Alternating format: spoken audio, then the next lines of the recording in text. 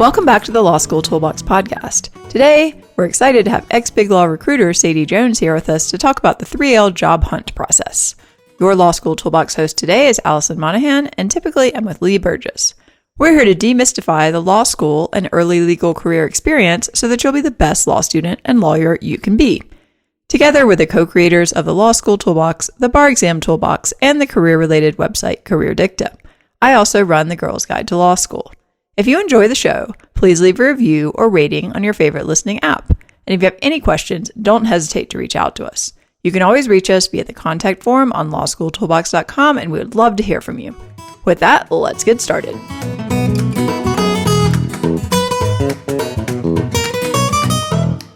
Welcome back to the Law School Toolbox podcast. Today, we're excited to have ex-BigLaw recruiter Sadie Jones here with us to talk about the 3L job hunt process. So welcome, Sadie. Thanks for having me back. My pleasure. Well, to start us off, who might be looking for a job as a 3L? Well, I think there's kind of different categories. It could be somebody who did a 2L job that was never going to offer, a full-time position. It could be somebody who didn't get an offer. It could be somebody that wasn't happy with their job from last summer. So I think there's a lot of categories of people who might be left as a 3L either without a permanent job offer or looking for something else and seeing what's out there. Right. I mean, I wouldn't be surprised actually if more than, say half of the people at most schools were looking for a job still as 3Ls. So it's very common, I think. Well, we're going to focus a little bit in the beginning on BigLaw. So just to start us off, how easy is it to get a job in BigLaw as a 3L as compared to other organizations? So generally, I would say it's tough. In many years working in recruiting in BigLaw, we did not hire a lot of 3Ls. And it wasn't like a kind of concerted effort to find 3Ls. That being said, we did hire a lot of times sort of one-offs or occasionally, and I think this could be the case this year, you kind of, haven't planned for the right number, or you end up with less people than you expected, or you have more availability than you expected. And so you need to go back and say, okay, let's look and see who's out there because we do have work for, 5 more people than, who we have set for next year. There are COVID classes and that kind of thing. So I could definitely see this being a situation where they might kind of look at their needs and say, well, the universe did not actually collapse. We do have work. What kind of people are they looking for? So I think the market is really competitive if you're a 3L. So, they're looking for the best and they're looking for kind of how they can upgrade to, good people still available. That being said, I think they'd be open to looking at, whoever, is around and applying. But I think you have to be realistic that, it's going to be competitive and they're going to feel like they have, choices of a lot of people. So I think, you definitely want to put your best foot forward and make sure your story makes a lot of sense about why you're looking, what your positives are, all of that. Well, let's switch gears to talk about that a little bit. So why might a student, on the other hand, be looking for a BigLaw job as a 3L? Well, I think there are students who get offers as 2Ls and, aren't happy with the firm they were at. Their summer maybe didn't go as they expected. They think maybe there's other opportunities. Sometimes there's sort of a mindset of like, maybe I can upgrade. Like maybe this was the best job I could get when I was applying, but maybe I did better the next semester, or, there's something about me that makes me a stronger candidate now. So I think some students do sort of look and just figure, what are the options. But do you think there's a chance of someone who didn't summer in BigLaw getting that 3L offer if they were maybe interested to begin with, but didn't work out before? I do think there's an opportunity for that. Again, I think just your story needs to make a lot of sense. About why you're looking in BigLaw and why you weren't before. Like, let's say that you did public interest work. You want to make sure that you are getting the point across that what you really want to do is BigLaw, and you know that because you don't want them under the impression that this is just a really small stepping stone, for what you really want to do. Right. Let's talk a little bit about the timelines. I know you mentioned sometimes people like to try to sort of upgrade. What is the time frame on this? When do people need to accept that summer offer if they have it to ensure that they keep it? Like, is this an OCI type of situation? Like, what are we looking at here? So the timeline honestly is a little bit murky. And so it's hard to say this is exactly, when you need to accept your offer. This is exactly when you need to be looking for a 3L job. My understanding, and with the caveat that now changes their guidelines all the time, and it's not 100% clear what like the actual offer deadlines are. But my understanding is that they're at least 30 days from when you get the offer, or October. So you have at least probably until the fall to decide if you've, gotten a full-time offer after doing your 2L, whether you want to accept. I would also say firms are extremely lenient on this. It would be unusual for a firm to give you a set date and not let you push it out. Now, I probably wouldn't tell them that I was pushing it out because I was trying to apply to other firms or upgrade to somewhere else. But I think it's fine to kind of be vague. They know people are looking for clerkships. They know there are, other things going on they might be looking for. I wouldn't be direct if you're looking for another big law job. So generally, you can kind of push your offer, if you have one, out to look for something else. I would not suggest accepting the offer and then still looking. That, to me, is just kind of ethically not the right thing to do. There might be situations where you end up in that situation, but I wouldn't plan to do it that way. I feel like you need to try to be as honest as possible. That is burning a really big bridge.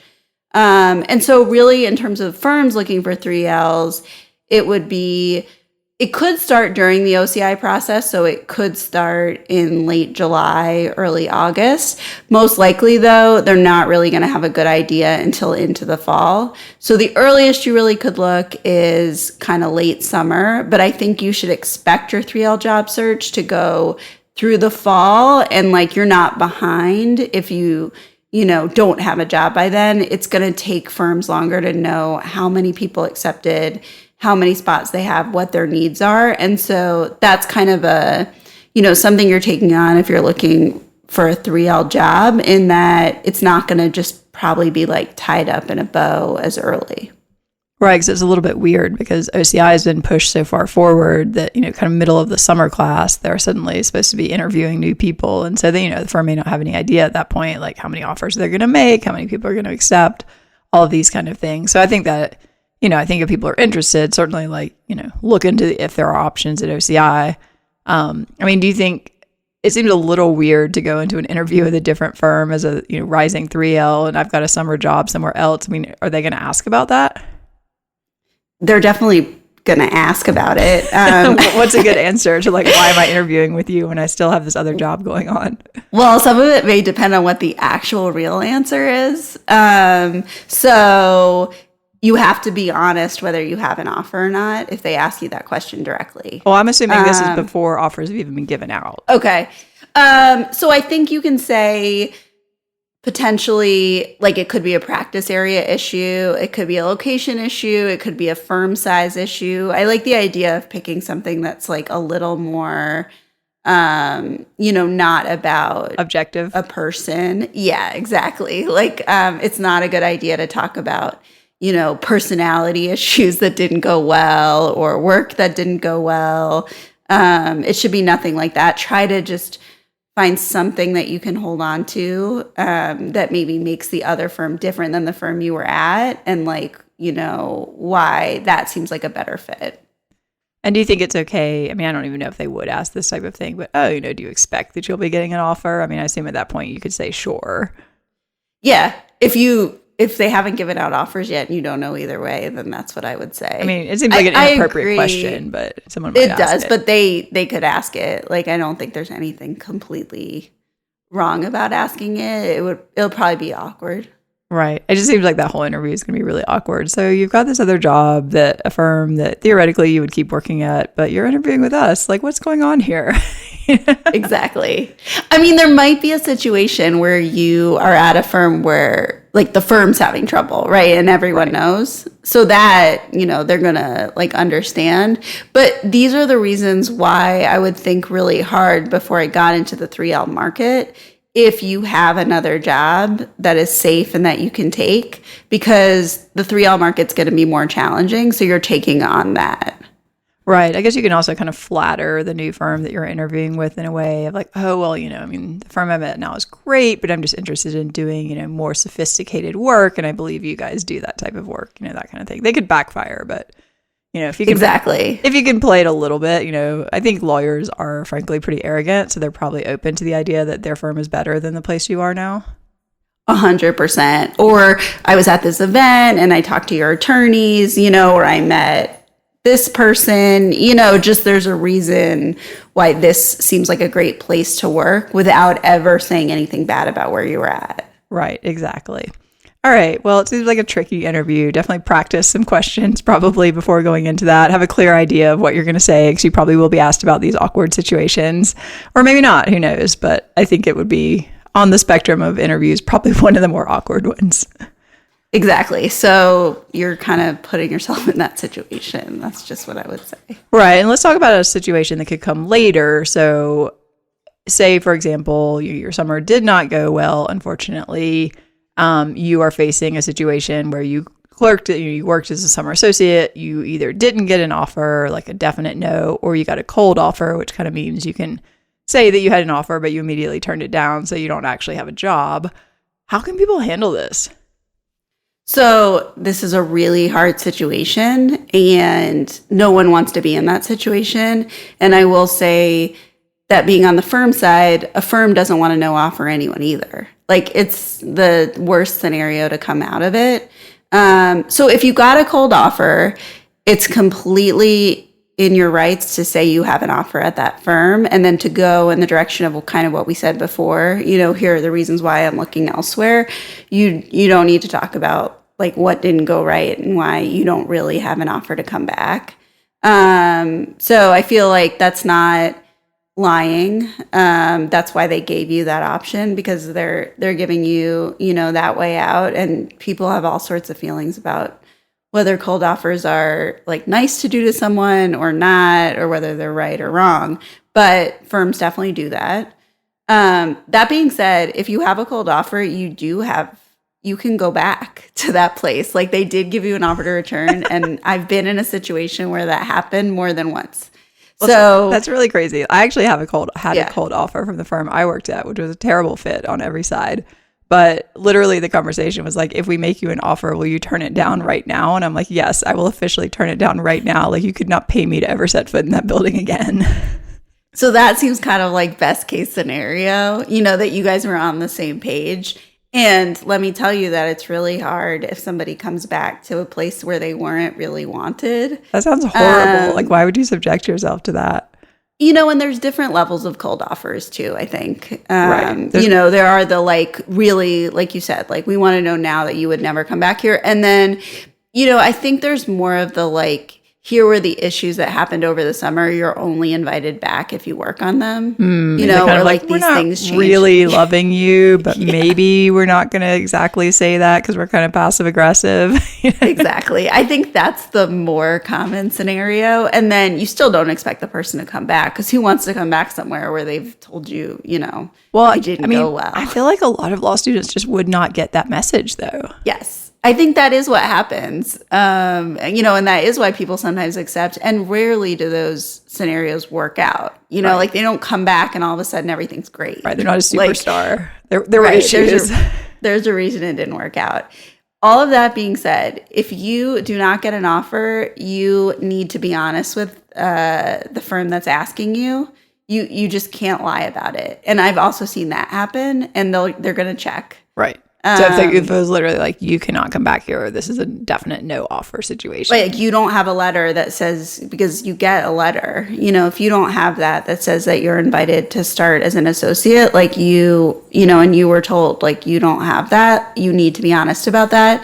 The firm reports that information in ALP. So the firm has to be honest if they didn't give somebody an offer, right, and same for the student. I mean, that's why they like the cold offer, because they can report 100% offer rate when it's not actually true. And that's the question about whether a cold offer is really a good thing or not a good thing. Who's it protecting? Right. Kind of stuff. So what I'll say is, like, you do have to be honest. You can spin it however you want. About why it didn't work out. There might be a situation where they didn't give offers to everybody, and it's just like they didn't have spots, and unfortunately, it didn't work out for me. Right. The practice group I was in, they just weren't extending as many offers, unfortunately, that kind of thing. But again, I mean, people can probably see through that if they don't. I mean, like you said, if a firm's in trouble, people generally tend to know that. And it's like, we can't help that the firm you're interviewing with is going to think, like, if you were so great, even if they didn't have a lot of spots, why would they not make an offer to you? Yeah. So that's going to be, the conversation that they have.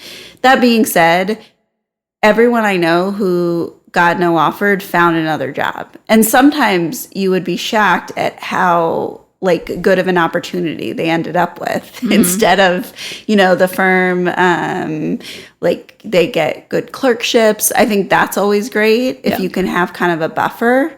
And that's much more of a possibility, and it's going to be less of an issue, most likely, with a judge. If you did well in law school, you're, hopefully at a good school, you have other credentials, the firm thing is probably going to be less of an issue. So I think it's nice if you could find something like that.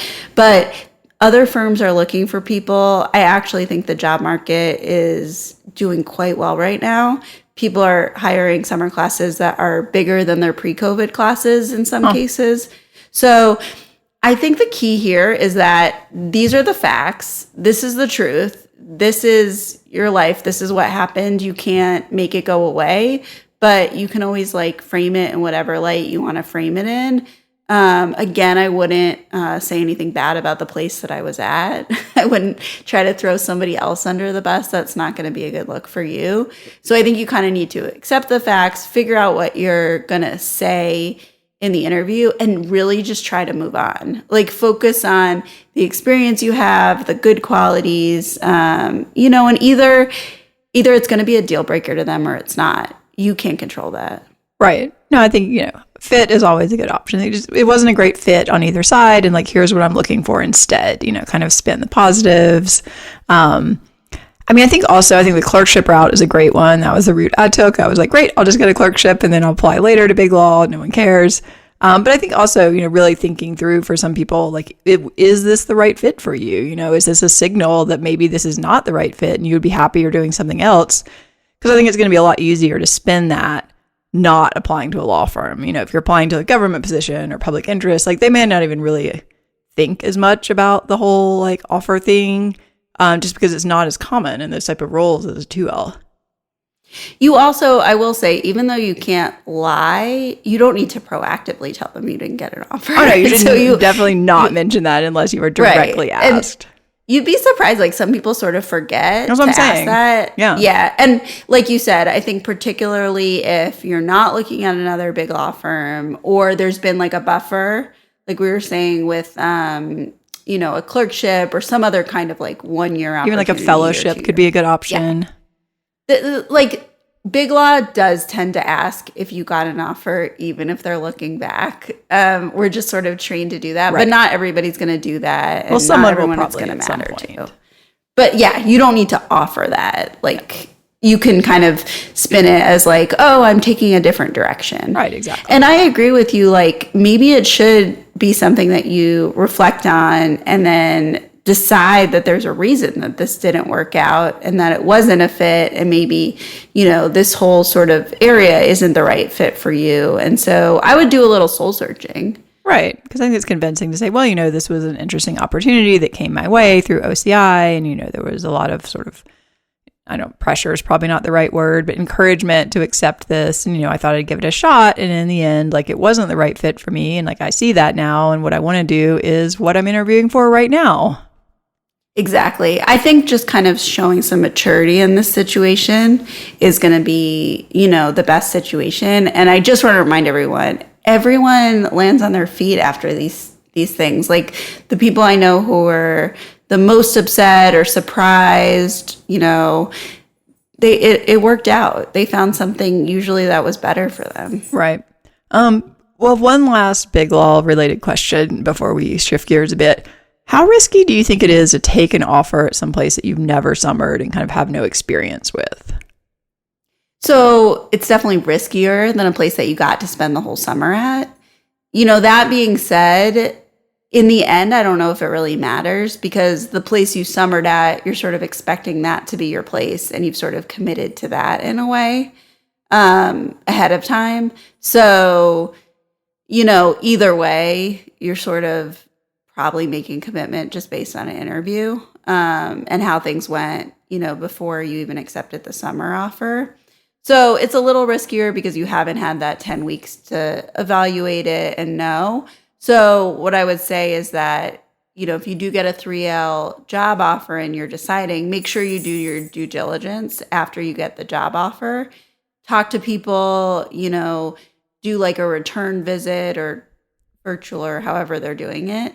Talk to more people. I would ask to talk to former summer associates, people who are going to be coming back to talk about like what their summer was like. So that's all I'd say. Do as much research as you can once you have the job offer. Right. Now, I'd also probably be curious about if they are doing, say, substantial 3L hiring, like, why is that? Did they have a super low offer acceptance rate? I think these things are all published too. If you find that a firm has like 50% of their summer offers accepted, that might be a red flag. Exactly. I mean, you should be evaluating them in the same way that they're evaluating you and looking at why you're in the 3L job market. Right. So why are they in the 3L job market? Exactly. Like, it kind of goes both ways. And again, they're answers that are like good answers. Like, we have more work than we think we can do right now, and we need more people. That's a good answer. If 30% of our 2L class accepted their offers after being here for 10 weeks, that might be a different flag. Exactly, because that would be extremely unusual. Right. Most people are going to accept their offers. Yeah. I will say, I think a lot of firms are going to be talking about sort of the market and COVID, and that, they had really scaled back and now they realize they have more work. So I think that's probably going to be an answer a lot of people are giving. Hopefully. All right. Well, let's shift gears a little bit and talk about other types of hiring outside of Big Law. So what about smaller firms? Do you think they're more likely to be hiring 3Ls than these larger firms are? I think for sure they are. That being said, they're probably hiring less people, but I think they're more likely to hire 3Ls because the system outside of Big Law is just different. Like, there isn't always the expectation that you hire a 2L class and that all of those people come back and that's your starting class, and that's how the process goes.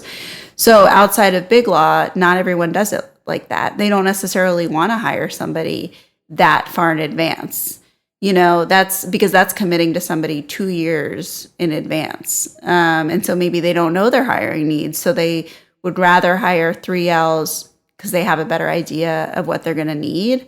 So I think it's just more common outside of Big Law to, have a different way of doing hiring. Yeah, and I've even heard of situations where like very small firms or solos might even hire a 3L kind of as an intern to sort of test them out during the year. And then if that goes well and you pass the bar, then they might bring you on full time. So there may be those type of opportunities, if your 3L year is looking a little light, to basically like make some money, like get some experience and possibly parlay that into a job. Exactly. And I mean, the disadvantage, right, is that it's less for sure. So it's going to be a little bit riskier. But I think, you're at this point, that's kind of the situation you're in. So I say, like, look for those opportunities, do the best job you can. I think if you do a great job and can devote the time as a 3L, they probably are going to make you an offer and you have a great opportunity. So, it's less for sure. It might feel a little bit sort of scarier, but I think there are so many other great opportunities outside of Big Law. What about government and public interest organizations? I mean, my sense is they're hiring a lot closer to the point at which you would be starting. For sure. I think it's the same thing. Like I was saying, they don't want to hire 2 years in advance. They don't necessarily have the funding to hire people that they don't need. Right. So they want to make sure. And honestly, that situation is better. You don't want to be hired for somewhere where their hiring needs totally changed in those 2 years. Like that's risky too. Right. Because you're all not going to make it very long if there isn't a need for you. So I like the idea of going somewhere where it's closer to the time you'd actually be starting so they know they need you. Right. But that's what happened in 2008. They have a pretty good idea. It's like suddenly there was no work and they had all these all these new associates. I mean, this is Lee's story. She's like, I basically started and there was no work to do. Exactly. And I think some people were like, oh, well, at least I have a job. And it's like, well, you're not going to have that job for very long. Right. They don't just keep you around. Yeah, there has to be for work. No reason. She was just like, and I was going crazy sitting around my office doing nothing all day long. At some point I was just like, I can't do this anymore. And you're probably waiting, for like the chopping block. Right. It's like stressful. Like I think it's really stressful.